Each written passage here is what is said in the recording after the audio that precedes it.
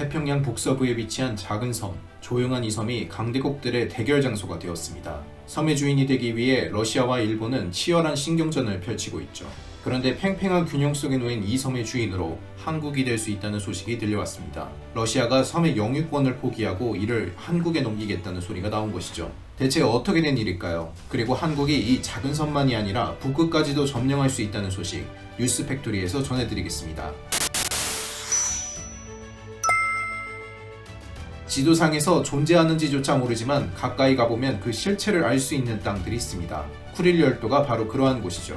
러시아 사할린주에 속해 있는 섬들로 러시아 캄차카 반도와 일본 홋카이도 사이에 존재하는 무수히 많은 섬들을 지칭하는 곳입니다. 다 합쳐서 면적이 10,000제곱킬로미터 정도 되며 인구는 2만 명 정도 거주하고 있는 작은 땅입니다. 원주민인 아이누족들이 살고 있는 섬이었고 자원이 나오는 지역도 아니었기에 1900년대 이전만 해도 일본과 러시아 양쪽 모두 관심이 없던 곳이었습니다. 하지만 20세기 들어 이 지역은 첨예한 갈등이 벌어지는 곳이 되었죠.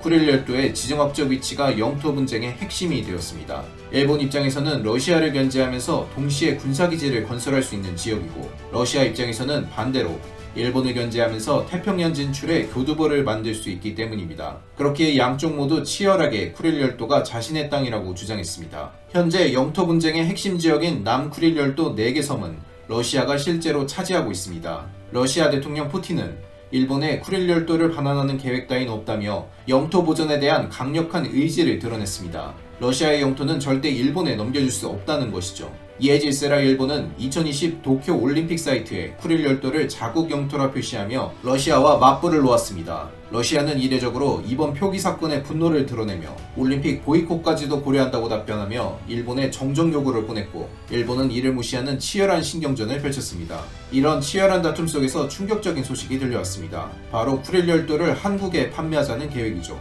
이 같은 사실에 일본은 충격에 휩싸였습니다.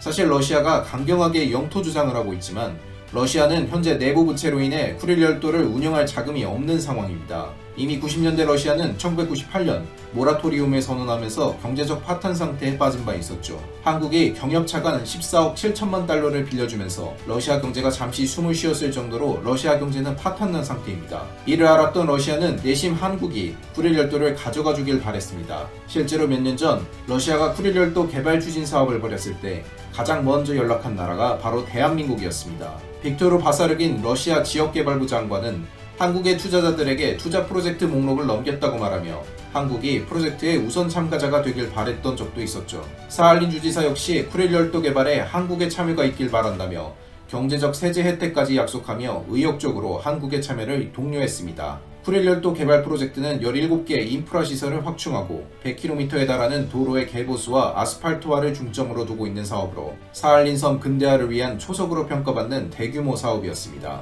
중요한 기간 사업에 한국이 참여하길 바랬다는 것은 한국이 자금이 풍부했던 탓도 있고 건설에 노하우가 있었던 탓도 있었지만 사할린 섬에 거주하고 있던 한인들의 영향력도 있었습니다. 사할린 섬에는 일제강점기 시절 일본의 통치를 피하기 위해 넘어온 한인들이 부락을 이루며 살았습니다. 인원이 늘어나면서 사할린 섬을 비롯한 쿠릴 열도에 한인들이 차지하는 비중이 늘어나기 시작했죠. 덕분에 한국의 참여에 주민들이 반대하지 않을 수 있었고 러시아 정부도 적극적으로 한국의 개입을 원했던 것입니다. 이런 역사적 배경이 있었기에 러시아 정부가 한국에게 쿠릴 열도를 판매하는 계획을 세울 수 있었던 것입니다.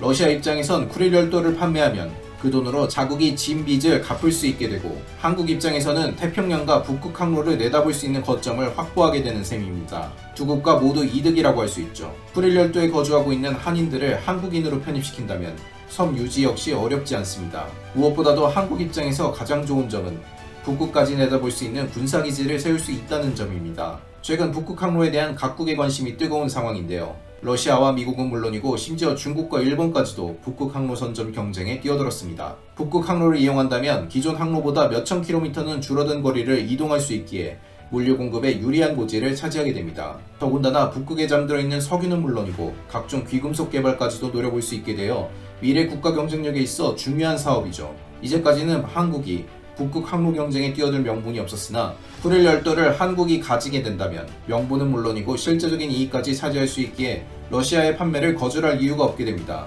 또한 쿠릴 열도 인프라 사업이 성공적으로 마무리된다면 쿠릴 열도를 거치는 대륙 횡단 열차 사업까지 바라볼 수 있는데요. 기존에는 북한이라는 방해물 때문에 시베리아 횡단 열차를 통한 철도 사업이 불가능했습니다. 그런데 한국이 쿠릴 열도를 병합해 한국 땅으로 삼는다면 쿠릴 열도로 시작되는 기차 선로를 건설해 러시아 모스크바는 물론이고 베링 해협까지 연결하는 알래스카 횡단철도까지 건설할 수 있습니다. 물류 사업을 통한 동북아시아 허브 창구로서 한국이 일본을 제치고 중심 국가로 거듭날 수 있게 되는 셈입니다.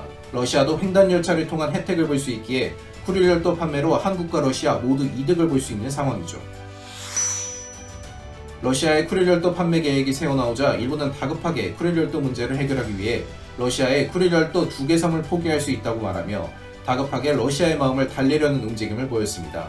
스가 요시히데 일본 총리는 블라디미르 푸틴 러시아 대통령과 전화통화로 남쿠릴 열도 4개 섬 중 쿠나시르 섬과 이투르프 섬의 영유권을 포기하고 러시아와 영토 문제 갈등을 조속히 매듭짓고 싶다는 의사를 밝혔습니다. 한국이 쿠릴 열도를 차지한다면 일본 입장에서 난감할 수밖에 없기에 섬을 포기해서라도 러시아와의 영토 갈등 문제를 해결하겠다는 일본의 의지가 드러난 행동이라 볼 수 있습니다. 그만큼 일본은 한국을 의식하고 있는데요. 특히나 쇠빙선 기술에서도 탁월한 기술을 보유한 대한민국이 쿠릴 열도까지 차지한다면 북극 항로까지도 한국이 장악할 수 있다는 예측 때문에 일본은 필사적으로 쿠릴 열도 협의를 매듭 지으려 하고 있죠. 한국 입장에서는 아쉬울 것이 없는 상황입니다.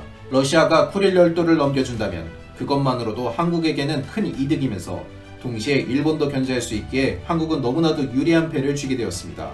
꽃놀이 패를 쥔 한국이 앞으로 세계 최강대국의 위치를 유지하길 바라며 북극 항로도 한국이 장악해 북극까지도 한국이 노려볼 수 있기를 기원하겠습니다. 지금까지 뉴스팩토리였습니다. 시청해주셔서 감사합니다.